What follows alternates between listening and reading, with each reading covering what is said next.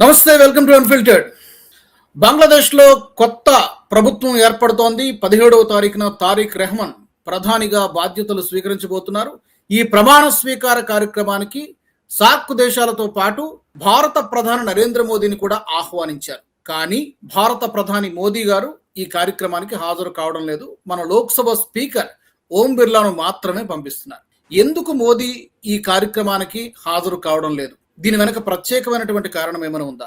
ఎందుకు లోక్సభ స్పీకర్ని పంపిస్తూ ఉన్నారు? దీన్ని ఎలా అర్థం చేసుకోవాలి? దీని గురించి క్లుప్తంగా మాట్లాడదాం. నాతో జాయిన్ అవుతున్నారు విశ్లేషకులు వివి రావు గారు. రావు గారు నమస్తే. నమస్తే. మనము తారిక్ రెహమాన్ ఎన్నికైన తర్వాత బాధ్యతలు 17వ తారీఖున తీసుకుంటున్నారు. ప్రమాణ స్వీకార కార్యక్రమం జరుగుతోంది. ఎందుకు పిలిచినా కూడా మోదీ గారు ఈ కార్యక్రమానికి హాజరు కాకపోవడాన్ని మనం ఎలా చూడాలి? ఫస్ట్ థింగ్ ఏంటంటే కాకపోవడం అన్నది ఏంటంటే అది నెగిటివ్ కాదు. యాక్చువల్గా ఆయనకి ప్రయర్ ఎంగేజ్మెంట్స్ ఎప్పటి నుంచో ఉన్నాయి. ఇక్కడ మన ఇండియాలో ఆర్టిఫిషియల్ ఇంటెలిజెన్స్ సమ్మిట్ నడుస్తుంది. మన ఇండియా ప్రస్తుతానికి ఆర్టిఫిషియల్ ఇంటెలిజెన్స్ లీడ్ తీసుకోవాలని కొన్ని బిలియన్లు ఇన్వెస్ట్ చేస్తోంది. తర్వాత మనకి సాఫ్ట్వేర్లో ఉన్న అడ్వాంటేజ్ తీసుకుని చాలా డెవలప్ చేయాలని చూస్తున్నాం.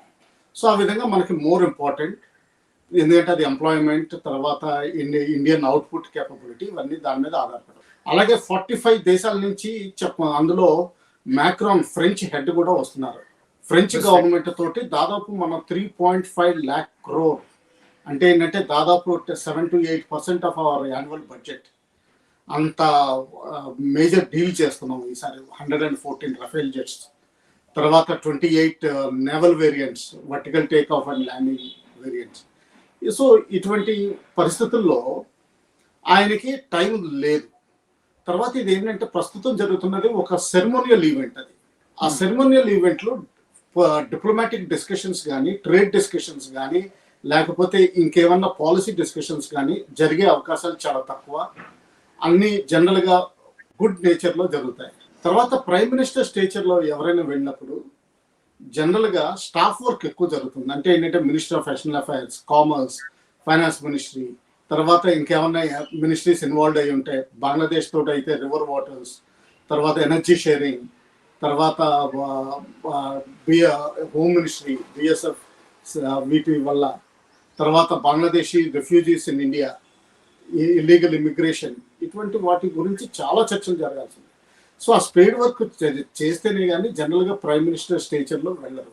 సెకండ్ థింగ్ ఇంకోటి ఏమైనా ఆలోచించాలంటే ఏంటంటే last 1.5 yearలో 1 year 8 months rather Yunus గారు ఆపద్ధర్మ అడ్వైజర్ కింద చాలా ఇండియా బంగ్లాదేశ్ అట్మాస్ఫియర్ ని చాలా విటియస్ షెట్ చేశారు. అంటే చాలా పాడు చేశారు.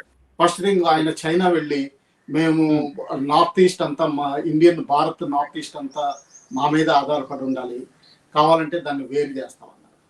అలాగే సయ్యద్ మీర్జా ఎవరైతే Pakistan chief of defence staff equal chief of joint chief of committee ఉన్నారో ఆయన రిటైర్ అయ్యే ముందర అక్టోబర్లో వస్తే ఒక బుక్ రిలీజ్ చేశారు. ఆ బుక్లో అఖండ బంగ్లాదేశ్ చూపించారు, ఇంక్లూడింగ్ కంప్లీట్ బెంగాల్ ప్రావిన్స్ ఏదైతే ఉండేదో, అంటే Bihar, Jharkhand, Orissa, west Bengal, complete north east, ఇదంతా కలిపి బంగ్లాదేశ్లో ఫామ్ పార్ట్ అయినట్టు చూపించారు. అది పబ్లిక్గా రిలీజ్ కూడా చేయడం జరిగింది. అలాగే మధ్యలో హాడీ అన్న అతను చనిపోతే దాన్ని ఇండియాను బ్లేమ్ చేయాలని చూశారు. తర్వాత వాళ్ళ జాతీయ citizens party, national citizens party చాలా విట్రియాలిక్గా, అంటే ఏంటంటే యాంటీ ఇండియా స్టేట్మెంట్స్ ఇస్తూ ఉంటే ఆయన్ని ఖండించలేదు, ఆయనకి వార్నింగ్ ఇవ్వడం కానీ, ఆయనకి అడ్వైజరీ ఇవ్వడం కానీ జరగలేదు. అలాగే బిఎన్పి పార్టీ కూడా ఒకప్పుడు ప్రస్తుతం తారిక్ రెహమాన్ గారిని ద డార్క్ ప్రిన్స్ అనేవారు, అంటే చీకటి యువరాజు అనేవారు. ఆయన జమాతీ ఇస్లామీ తోటి కలిపి పనిచేయడం వల్ల వాళ్ళు ఆ రోజుల్లో ఎలక్షన్స్ గెలవడం జరిగింది. వాళ్ళు ఒక పర్టికులర్ బిల్డింగ్లో ఉండి చాలా డిస్కషన్స్ ఇవన్నీ జరిగేవి. అందులోనే భాగం కింద ఉల్ఫాకి సపోర్ట్, భారతదేశానికి ఎగ్నెస్ట్గా చిట్టగాం ద్వారా మనకి ఆర్మ్స్ ఎమ్యునిషన్ పంపించాలని ట్రై చేసినట్టు అభియోగం ఉంది 2004-05. అలాగే అవామీ లీగ్ పొలిటికల్ మీటింగ్లో షేక్ హసీనా గారు అడ్రస్ చేస్తుంటూ గ్రెనేడ్ బ్లాస్ట్లో అది పొరపాటుని 15 మంది సివిలియన్స్ చనిపోవడం జరిగింది. దాని అభియోగం కూడా తారిక్ రెహమాన్ గారి మీద ఉంది. చాలా కరప్షన్ కేసులు ఉన్నాయి. టిపికల్ ఆఫ్ సౌత్ ఈస్ట్ ఏషియాలో పొలిటీషియన్స్ పిల్లలు ఎలాగ మనీ అమాస్ చేసుకుంటారో ఆ కారణాలన్నీ తారిక్ రెహమాన్ గారి మీద ఉన్నాయి. అయితే సార్ ఇప్పుడు మీరు కానీ అన్నట్టుగా ఇప్పుడు చెప్పండి. మీరు అన్నట్టుగా చాలా కారణాలు కనిపిస్తున్నాయి. తారిక్ రెహమాన్ 17 ఏళ్ళు అక్కడ యూకేలో ఉండొచ్చినా గానీ పెద్దగా ఏం మారిపోలేదు. పాత వాసనలు అలాగే ఉన్నాయి అనేది ఒకటి అర్థమవుతోంది. రెండోది మొహమ్మద్ యూనస్ మొత్తం బంగ్లా, భారతదేశ సంబంధాలను మొత్తం సర్వనాశనం చేశాడు. వరస్ట్ కండిషన్స్‌కి చేర్చాడు. ఇప్పుడు అదే మొహమ్మద్ యూనస్‌కి ఈ కొత్తగా ఏర్పడబోయేటువంటి ప్రభుత్వంలో కీలక బాధ్యతలు అప్పజెప్పబోతున్నారనేటువంటి వార్తలు కూడా వస్తున్నాయి. అంటే తన వైఖరి ఏం మారలేదు. బంగ్లాదేశ్ గతంలో గత 17-18 నెలల నుంచి ఎలా ఉందో ఇప్పుడు కూడా అలాగే ఉండొచ్చు అనేటువంటి సంకేతాలని మనం అందుతున్నాయి అనుకోవచ్చా? రెహమాన్ గారిది అంతకుముందు పాత చరిత్ర ఇదంతా చూస్తే ఏంటంటే ఆయన పొలిటికల్లీ యాస్ట్యూట్ ఎప్పుడు కనిపించలేదు.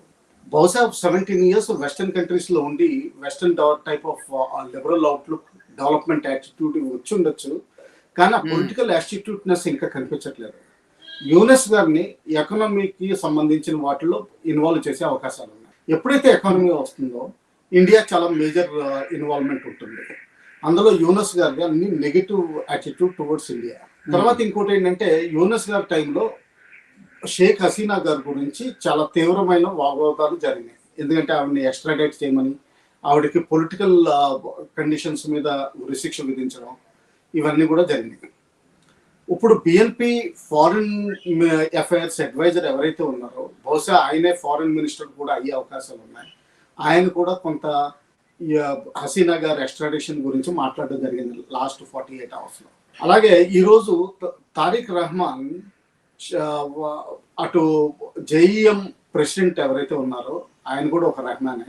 ఆయన ఇంటికి వెళ్ళి బొకే అందజేయడం జరిగింది. అంటే ఏంటంటే ఆయనకి మెజారిటీ లేకపోయినా 68 సీట్సే వచ్చినా కానీ పాత కనెక్షన్స్ 2006 ముందు ఉండే కనెక్షన్స్ వాడుకుని ఆయన కలిసినట్టు మనం అనుకోవచ్చు. అంటే ఏంటంటే ఈయన అమెరికా ఇండియా లాగా నాకు దేశం ఫస్ట్, పిండి కాదు, ఢిల్లీ కాదు, నేను న్యూట్రల్ గా ఉంటాను అన్న భావనలు చూపిస్తున్నా కానీ ఆ పొలిటికల్ యాటిట్యూడ్నెస్ ఇంకా డెవలప్ అయినట్టు కనిపించట్లేదు ప్రస్తుతానికి. రానున్న రోజుల్లో ఎలా జరుగుతుందో వేచి చూడాల్సింది. తర్వాత ఏంటంటే certainly this occasion is not fit for prime minister of India to visit Bangladesh. ఏదంటే ఇది కేవలం ఒక సెరమనీ. ఈ సెరమనీలో పెద్దగా డిస్కషన్స్ ఏం జరగవు, సో ఆయన వెళ్లాల్సిన అవసరం లేదు. తర్వాత ఆయనకి ప్రయర్ ఎంగేజ్మెంట్స్ చాలా విపరీతంగా ఉన్నాయి. ఇంకా మూడోది చూస్తే లోక్సభ స్పీకర్ అన్నది చాలా ఇంపార్టెంట్ పదవి. డెమోక్రసీలో అత్యున్నతమైన పదవుల్లోకి ఒకటి వస్తుంది. ఆయన వెళ్తున్నారు. ఆయన వెళ్ళడం వల్ల డెమోక్రటిక్ స్ట్రెంగ్స్, పాకిస్తాన్లో ఇటువంటి డెమోక్రసీ లేదు. అట్లీస్ట్ వీళ్ళ ఎలక్షన్స్ పాకిస్తాన్ కంటే చాలా మెట్లు మెరుగే కండక్ట్ అయింది. చాలా అట్లీస్ట్ ప్రజల నమ్మకం కనిపిస్తుంది. పాకిస్తాన్లో అయితే మొత్తం పాక్ ఆర్మీయే కంట్రోల్ చేసి రిగ్గింగ్ చేస్తుంది. అక్కడ మెజారిటీ పార్టీని అపోజిషన్ లో కూర్చోబెట్టి మైనారిటీ పార్టీస్ అన్ని కలిపి గవర్నమెంట్ ఫామ్ చేస్తుంది. సో అటువంటి పరిస్థితుల్లో బంగ్లాదేశ్ కి డెమోక్రటిక్ రూట్స్ స్ట్రెంథెన్ చేయడం చాలా అవసరం. సో ఎటువంటిది లోక్సభ స్పీకర్ ఐడియల్ క్యాండిడేట్. ఇంకా ప్రెసిడెంట్, వైస్ ప్రెసిడెంట్ అంటారా, వాళ్ళు వేరే సంగతి. వాళ్ళు ఏంటంటే లాంఛనప్రాయంగా వెళ్తారు, ప్రయర్ నోటీస్ వీటితో వెళ్తారు. ఇంకా కొంచెం డీప్గా వెళ్తే కొన్ని నెలల క్రితం ఒక వదంతి మీడియాలో వచ్చింది. నరేంద్ర మోడీ గారిని అసాసినేట్ చేయడానికి బంగ్లాదేశ్ భూభాగం వాడబడుతుందని. ఎస్పెషల్లీ షాంఘై మీటింగ్లో ఎప్పుడైతే పుతిన్ గారు స్వయాన తన కారులో కూర్చోబెట్టి మోడీ గారిని ఈవెంట్ వెన్యూకి తీసుకెళ్ళడం జరిగిందో అక్కడ చాలా రూమర్స్ వచ్చినాయి. అలాగే అప్పుడు కూడా ప్రచారం జరిగింది కదా, చైనాలో మోదీ హత్యకు కుట్ర జరిగింది అని చెప్పి ఓ పెద్ద మీడియాలో చాలా కథనాలు వచ్చాయి. దాని మీద ఎక్కడ అఫీషియల్ కన్ఫర్మేషన్స్ లేవు. ఒకవేళ ఉన్నా కూడా చెప్పరు. దానికి చాలా కారణాలు ఉంటాయి కాబట్టి ఉన్నా కూడా చెప్పరు.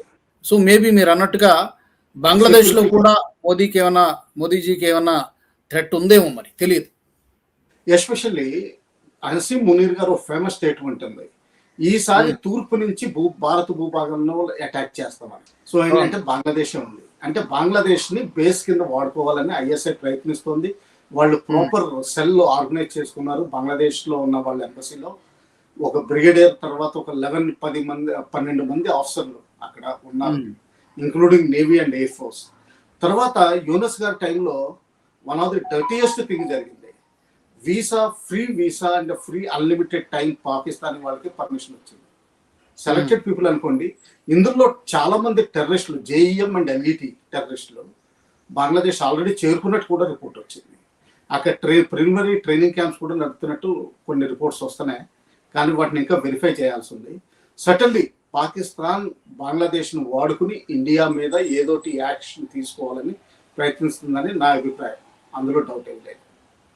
ఇంకా ఇంకో విషయం, స్టాటిస్టిక్స్, ఈ ఎలక్షన్ స్టాటిస్టిక్స్ లో కొన్ని వింతలు చూస్తే బోర్డర్ ఏరియాస్ లో, ఎస్పెషల్లీ వెస్ట్ బెంగాల్ బోర్డర్ లో ఉన్నవి అన్ని జమాతే ఇస్లామీ ప్రామినెన్స్ ఎక్కువ వచ్చినాయి. అంటే ఎక్కువ ఓట్లు పడినాయి, తర్వాత ఎక్కువ క్యాండిడేట్లు ఇవ్వడం జరిగింది.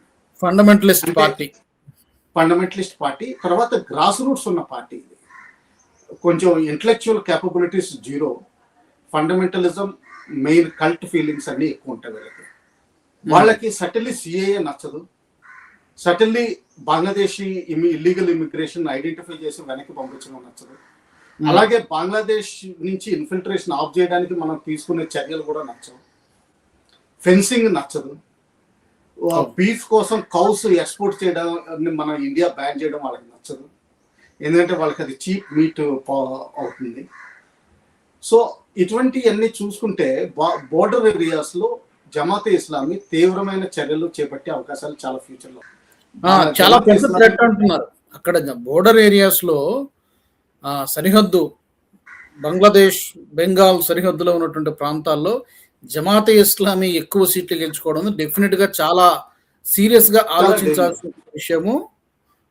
రెండోది, ఇప్పుడు మీరు అన్నట్టుగా అలాంటి జమాతే ఇస్లామీ లీడరా, ఫౌండరా, ఆ నాయకుడి దగ్గరికి వెళ్ళి తారిక్ రహమాన్ వెళ్ళి బొకే ఇచ్చి తీసుకెళ్ళి ఇచ్చాడంటే మేము ఒక్కటైనటువంటి ఒక ఇండైరెక్ట్ ఇండికేషన్ మనకు వస్తున్నట్టుగానే, ఇండైరెక్ట్ ఏం లేదు కదా, అందులో డౌట్ ఏమి లేదండి. అయితే మనం ఆయన ప్రాగ్మాటిక్ గా ఉన్నారా రీకన్సిలియేషన్ కోసం? ఎందుకంటే ఆయనకు ఇప్పుడు ప్రస్తుతం ఆత్మవిశ్వాసం తక్కువ ఉంటుంది. కొంతకాలం పరిపాలన చేపట్టాక బహుశా ఆత్మవిశ్వాసం పెరిగే అవకాశాలు చాలా ఉంటాయి. ఆయన ప్రాపర్ పాలసీ చేసుకోగలిగే విషయాలు చాలా ఉంటాయి.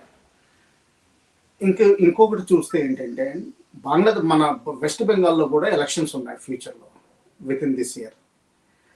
ఎస్పెషల్లీ ఎస్ఐఆర్ అన్న ఇష్యూ చాలా తీవ్రంగా ఓడిపోయింది వెస్ట్ బెంగాల్ గవర్నమెంట్. సో అక్కడ రాజకీయ పరిస్థితులు చాలా చిన్నాభిన్నం అయ్యే అవకాశాలు చాలా కనిపిస్తున్నాయి. ఇందులో బంగ్లాదేశ్ నుంచి కూడా యాక్షన్స్ కొన్ని నెగిటివ్గా ఇండియాలో జరిగే అవకాశాలు చాలా కనిపిస్తున్నాయి. ఇన్ఫ్యాక్ట్ వచ్చి ఓట్లు వేసి వెళ్ళిపోయే వాళ్ళు కూడా చాలా మంది ఉండే రకాలు ఉన్నారు. అది కూడా జరిగే అవకాశాలు ఉన్నాయి. వీటినన్నింటినీ ఎదుర్కోవడం, తర్వాత అక్కడ ఫెన్స్ కట్టడానికి ట్రై చేయడం, ఇవన్నీ జరుగుతుంది. సో ఆ విధంగా కూడా మనం ఏంటంటే అలర్ట్గా ఉండాలి. తర్వాత ఇంకోటి మనం గుర్తుపెట్టుకోవాల్సింది ఏంటంటే, జమాతే ఇస్లామీకి లాస్ట్ టైం వచ్చిన ఓట్లు సీట్స్ కంటే ఈసారి 4 రెట్లు పెరిగింది. అపోజిషన్లో ఉన్నా కానీ, అంటే ఫ్యూచర్లో ఇంకొక 4 రెట్లు కాకపోయినా డబుల్ అయితే చాలు, వీళ్ళు గవర్నమెంట్ ఫామ్ చేసే స్థితిలోకి వస్తారు. ఎందుకంటే వాళ్ళకి కావాల్సింది 151 సీట్, 68x2 దాదాపు ఆ స్టేజ్కి చేరుకుంటారు. సో ఇది చాలా కీలకమైన విషయం. ప్లస్ ఇండియా, చైనా, బంగ్లాదేశ్కి ఒకప్పుడు మనకి పాకిస్తాన్కి, మనకి చైనాకి ఎలాగ విభేదాలు ఉండేవో దాదాపు అంత లెవెల్ వరకు లాస్ట్ 18 months చేరుకున్నాయి. అటువంటిది పరిస్థితుల్లో మన ప్రైమ్ మినిస్టర్ వెళ్ళకపోవడమే మంచిది.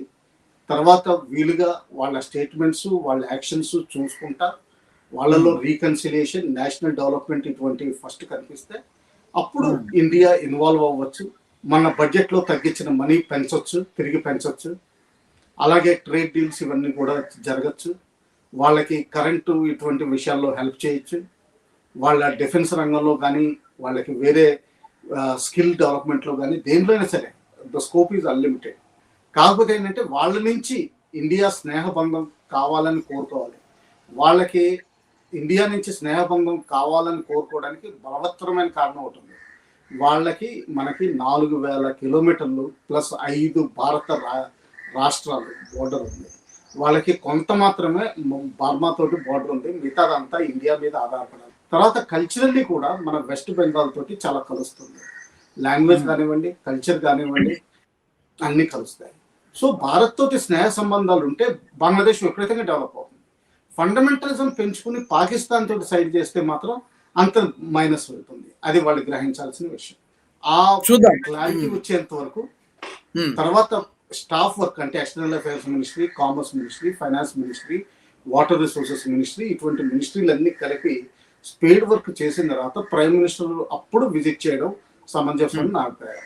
ఎగ్జాక్ట్లీ, మీరు 100% కరెక్ట్ గానే చెప్పారు. ఎందుకంటే ఈ స్టేజ్ లో వెళ్లాల్సినటువంటి ప్రధాని మోదీ హాజరయ్యేంత పెద్ద కార్యక్రమం కాదు. అండ్ అలాంటి ఇండికేషన్ కూడా బంగ్లాదేశ్ నుంచి మనకేమి వచ్చినట్టుగా ఈ రోజు వరకు ఏం కనిపించట్లేదు. రాబోయే రోజుల్లో పాలసీస్ ఎలా ఉంటాయి, వాళ్ళ స్టాండ్ ఎలా ఉంటుంది, వీటన్నిటిని బట్టి అప్పుడు కలవాలన్నా వద్దనేది భారత్ డిసైడ్ చేస్తుంది. అలాగని పూర్తిగా రిప్రజెంటేషన్ కూడా లేకుండా పోవడం అనేది కూడా కాకుండా స్పీకర్ని పంపించడం కూడా మధ్య మార్గాన్ని ఎంచుకోవడం అనేది నిజంగా డిప్లొమాటిక్గా 100% కరెక్ట్గానే నిర్ణయం తీసుకున్నట్టుగానే కనబడుతోంది మోదీ గారు. Thank you sir, thank you very much Rao గారు ఫర్ యువర్ అనాలిసిస్. మరి ప్రధాని మోదీ బంగ్లాదేశ్ లో జరగబోతున్నటువంటి 17వ తారీఖున జరగబోతున్నటువంటి ఈ కార్యక్రమానికి హాజరు కాకపోవడానికి చాలా కారణాలు కనిపిస్తున్నాయి. మరి మీకేమనిపిస్తోంది? ఎందుకు ప్రధాని మోదీ హాజరు కాలేదు? స్పీకర్ని ఎందుకు పంపిస్తున్నారు? తప్పకుండా మీ అభిప్రాయాన్ని కామెంట్ సెక్షన్ లో పెట్టండి. వచ్చే ఎపిసోడ్తో మరొక ఇంట్రెస్టింగ్ ఆసక్తికరమైనటువంటి టాపిక్ తో మళ్ళీ కలుసుకుందాం. జై హింద్. ఈ వీడియో మీకు నచ్చినట్టయితే లైక్ చేయండి, 10 మందికి షేర్ చేయండి. అలాగే కామెంట్ల రూపంలో మీ అభిప్రాయాలను మాతో పంచుకోండి. Nationalist hub group of channels ను సబ్స్క్రైబ్ చేసుకుని తెలుగునాట జాతీయవాద జర్నలిజాన్ని ప్రోత్సహించండి. ఈ వీడియో కింద ఉన్న బెల్ ఐకాన్ పై క్లిక్ చేయడం మర్చిపోవద్దు.